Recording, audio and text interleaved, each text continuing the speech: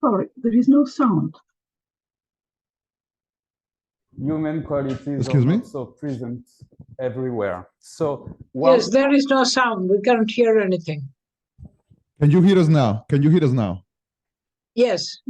JeanPierre, can you talk? Yes, I can hear. Okay. Is it okay for you? You can hear me or not? Yes, I can hear now. Okay. I can hear too. Yes. It's okay. I'm sorry, JeanPierre, so just restart with your humanization. Well, so to our entire community. So I do hope that you are well, and this is the same situation for your relatives. Then I have a problem of connection. It's okay. Special thanks to Olympia and her team for organizing this symposium this year. And I am delighted to see you back in person after 5 years since, due to many reasons, and especially the COVID period. So 2 pictures to symbolize this kind of talk, okay? I would like to dedicate this talk to the memory of Joseph Early, okay? And when I want to underline some of his qualities, and especially the in-depth knowledge of chemical practice he had, the extensional knowledge he had in philosophy, history, and more broadly in humanities and social sciences, which is scarce, in fact. Not so many people can touch so many domains, okay? His proficiency in ancient Latin and Greek languages, which enabled him to understand the evolution of concepts through history. A sharp mind and a human presence. So with the disappearance of Rome 4 years ago, and now that of Joseph, we are losing colleagues of a depth and dimensions that university now are totally unable to produce.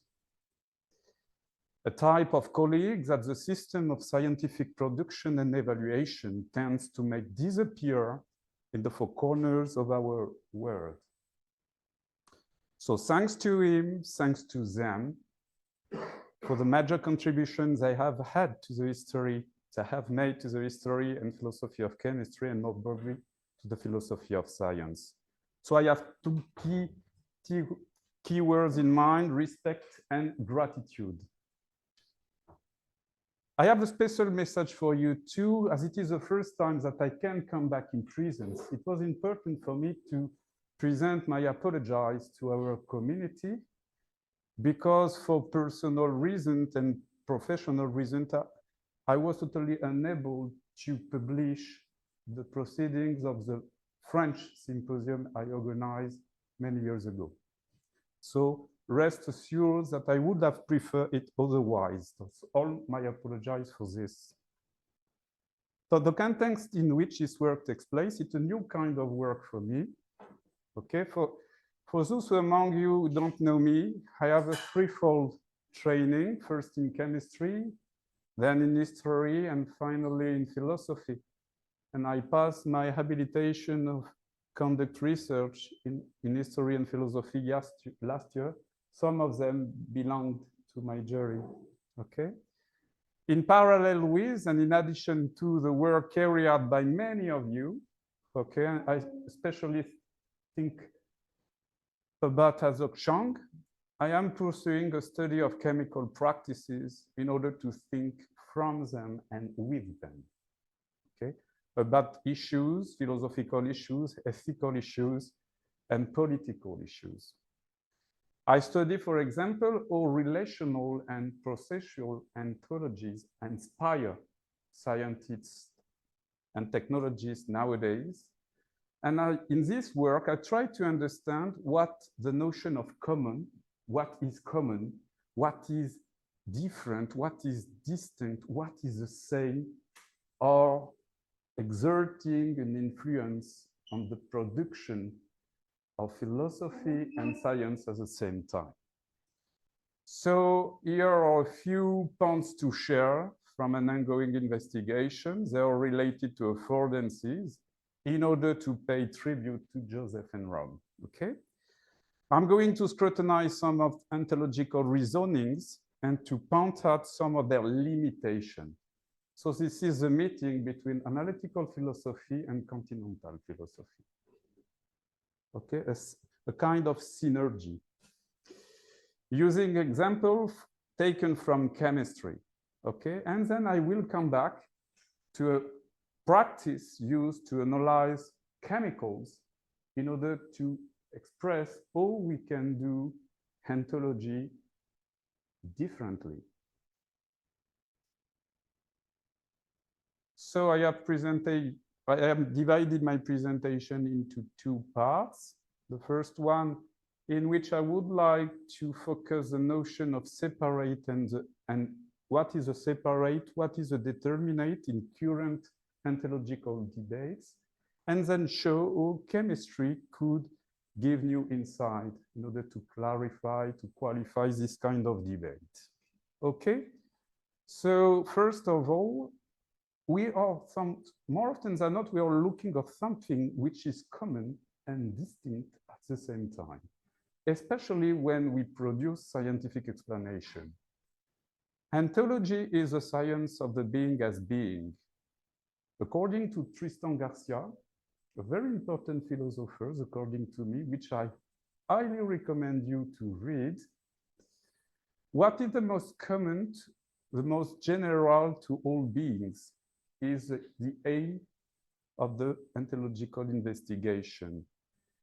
It leads our thought to the submit of the common just before everything becomes anything, before the Apeiron, before the cosmic soup, or just before the Hegelian night of the spirit. The object of ontology would be what is the most common, still distinct to all beings. It raises the question of what is this most yet distinct. As Garcia asserts in his last book, at the edge of the identical and the different, my friend and colleague Clevis found out the very importance of the notion of difference, of the discrete and the continuous in the territories of abstraction. This is the form that thought takes, that is ontology, when it ventures to the threshold of anything and stops just before. So, what about chemical? According to Mendeleev, beside many elements exist under various visible forms, whilst the intrinsic element contained in these various forms is something which is not subject to change. Thus, carbon appears to have charcoal, graphite, and diamond, but the element carbon alone contained in each is one and the same. The same and not the same, to refer to Roald Hoffman, okay, is the same meaning.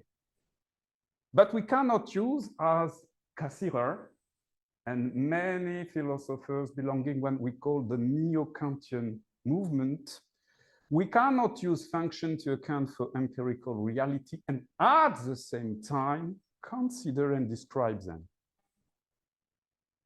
In a paper I published in the book supervised by Elena and Eric, Substance and Functions, a Case of Chemical Elements, I resumed some arguments taken from Cassirer and assert that elements as a fixed kernel from which properties can be ascribed to chemical bodies sharing the same atomic weight, according to Mendeleev, or the same atomic number, according to Panev, while from the standpoint of the critic of knowledge, those common, take care of the words, please, and their mutual relation forms a real empirical data and play a regulative function in the construction of the periodic table. Okay. So what about now affordances? Affordances, for example, when you see the shore handle, its shape, its specificity, induced according to your body, according to your physical possibility and cognitive characteristic, a certain grip. It affords a certain behavior linked to both the characteristic of the handle and our biological and human features. So it's about us and things at the same time. Okay, and not about nature on the one side and culture on the other side. Let's get back to chemistry. A chemical body can be defined by means of the operation it can display in a specific context, called here, referring to the philosophy of Gilbert Simondon, an associated milieu, and also by means of the operation involved in order to individuate it, as Peirce express when he defines what is lithium. So we can define a body with a formula, but also by the operational standpoint. So chemistry properties are so more often than not, if always relational. But in the philosophy of knowledge, Bachelard proposed to replace the word substance by that of extents, in order to take the constitutive role of external determination into account in the very definition of a body. Romare, with whom I had the chance to write a book and many papers, and two other papers were about to be published that I have finished alone. Affordances, he prefers the word affordances to that of extents. Affordances are display produced by specific manipulation of actual locally constructed apparatus. And here, this is the crucial point. The affordances are not the disposition of the globe. What is globe? Of the your stuff. They represent what globes afford in the context of a particular physically specifying material apparatus. We have no idea and could have no idea how they are ultimately grounded. That is what globe properties ground them. They are your stuff affordances, not occurrent property of the globe. And then he gives in another paper the example of the Davy apparatus doesn't display a congealed mass of metallic constituent of salts, but afford a sample of sodium methyl. That a block of sodium methyl safely immersed in paraffin is made of constituent of common salt requires an additional metaphysical principle that may turn out to be hard to find. Okay? If we now return to this point, our stuff or the globe is not entirely determined. It displays determinate affordances in specific context, depending on the way we act upon a chemical body in a specific solvent, for example. Many different determinations can effectively occur. So to develop such a discourse, one needs to conceive of an origin that is not totally determined. A foundation common, I insist on this word, to all the results actually obtained, but distinct, common but distinct, according to the mode of access and the milieu associated with the transformation. A primordial indeterminacy towards which thought tries to regress is thus supposed. It is supposed to exist just before the separation imposed by our perception or our thought. In the history of philosophy, many concepts express this kind of idea. The concept of Apeiron, developed by Anaximander, the concept of Grund, developed by the later Schelling, the concept of the pre-individual, more closer to us, and the concept of existence, existere, and hopeness from Heidegger to Agamben now. So this concept converges in a setting that everything is based on the indeterminate and a kind of indistinct being, simultaneously everything and nothing with that fixed individuality. So let us see now what is the problem with this kind of approach. And then the intellectual part, the reasoning is as follows. We believe that by abstract thought, which diminishes the particularities of being separated from one another, we can arrive at indeterminacy and designate an indistinct state of everything there is. Then the movement is reversed. It is from this primordial indeterminacy that the particularities of being actually arise. Conceived by logical regression, it is presented as a discovery of a chronological primacy and an architectural foundations, which is a problem in itself. But, because there is a but, sorry, the but is coming, please wait. But as soon as there is indeterminacy, in order to define this indeterminacy, we are obliged sooner or later to stop. It can be indeterminate to a must be indeterminate. Whatever we do, a determined being is a being not only that can be anything, but that must be able to be anything in order for the explanation to be developed. If it can only be, its indeterminacy remains indeterminate. The indeterminacy then becomes so strong that the very determination of this indeterminacy is no longer assured. Absolute indeterminacy cannot be maintained or even appear until it reaches a minimal formulation of a being. We can certainly conceive of indeterminacy, but we cannot conceive of anything that would be indeterminate. This is a crucial point today, about which ontological philosophers are debating. So it is my starting point.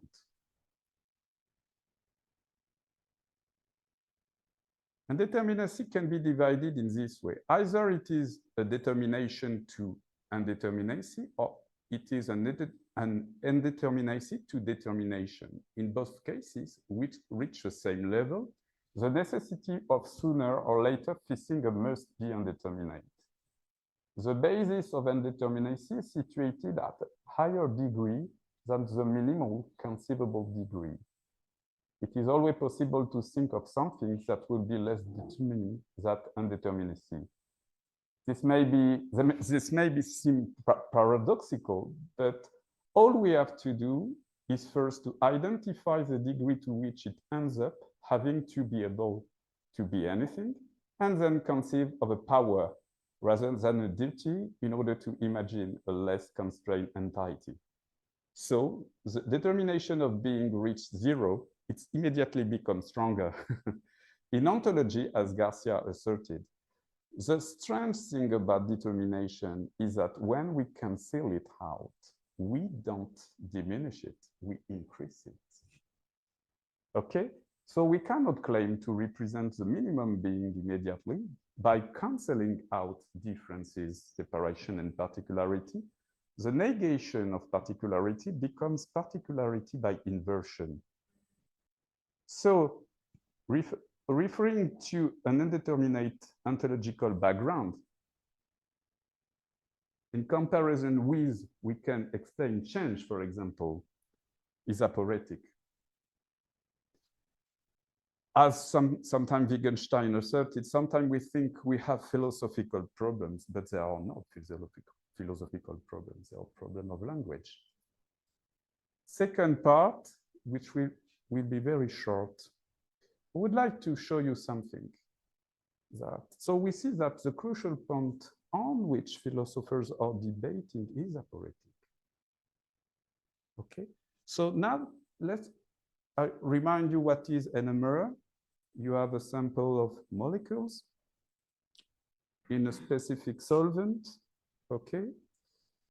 For example, a reference, the tetramethylsilane, you have the solvent and this reference, you expose the sample to a magnetic field and you see what happened, okay? You send a radio wave, there is a kind of absorption, and then the sample of molecules produce a signal. And the analysis of this signal enables us to define the structure of the body. So if you use NMR of the carbon, Here, I do not add the atom of hydrogen by means of simplicity. It is not a lack of rigor, okay? It is a pedagogical device. I can identify groups of atoms of carbon which are equivalent, considering the NMR standpoint, okay? Now, if I have the same molecule, and I change the kind of magnetic field corresponding to NMR of proton, okay?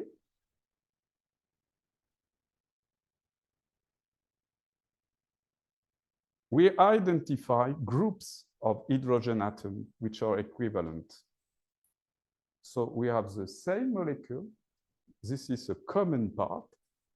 And we have different separate results. But the result cannot be detached from the action we have upon the body.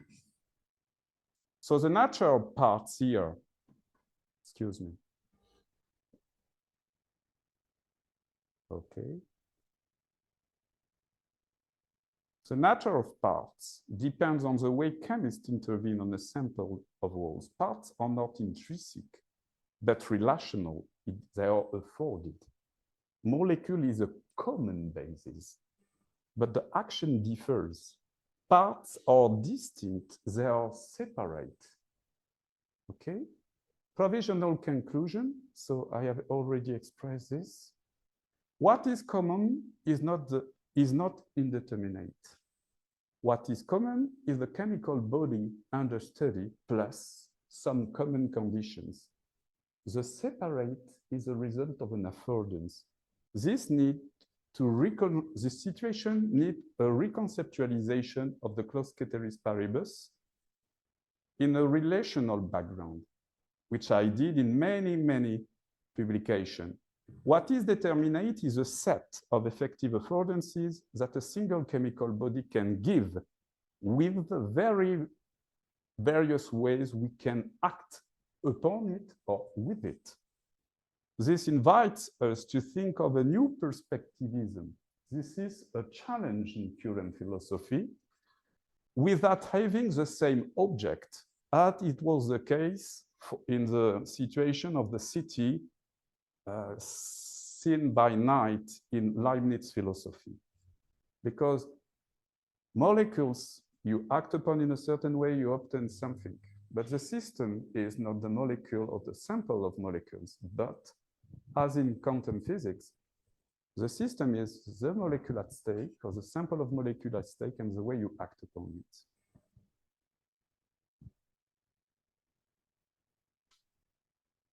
To finish, I would like to share with you a special announcement. It is a piece of information. So I managed to find substantial funds, very important funds, to create a teaching and research share in history of philosophy of chemistry. So a few formal institutional steps remains to be settled. But I have the project, I am supported, and above all, I have the money. So you know, as all university work now. So this share is likely to open within the next 2 years, and it will fund PhD, postdoc, and research project. We will develop a special training in history and philosophy to train new and younger colleagues. And depending on the result, the share may be extended for a further 5 years period. So we have at least a period of 5 years during which I will be able to fund PhD, young colleague, and maybe to recruit them. Okay, thank you very much.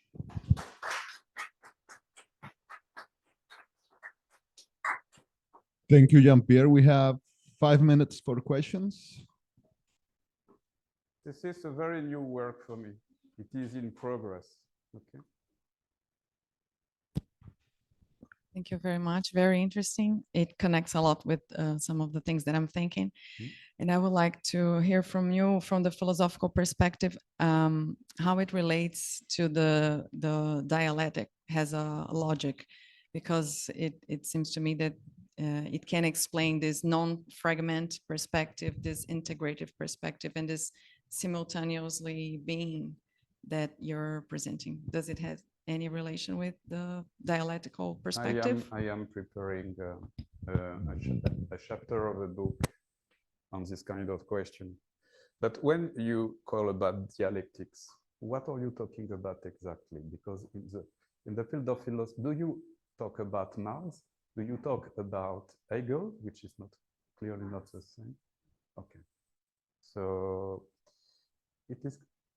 I am interested, as I told you two days ago, I am more and more interested by political issues related to philosophy of science and technology. And when I move from a domain to another, I become aware that the question of the concept and the difficult situation from one domain to another are the same. So yes, if you want to, in Hegelian or in Marx dialectics, you have to consider a kind of reference which is not determined in order to talk social and economic conditions. So the reference is an indeterminate. And they have to face the same kind of logical and linguistic problem, in fact. Yes. Thank you, Luciana. Now, Osvaldo, please.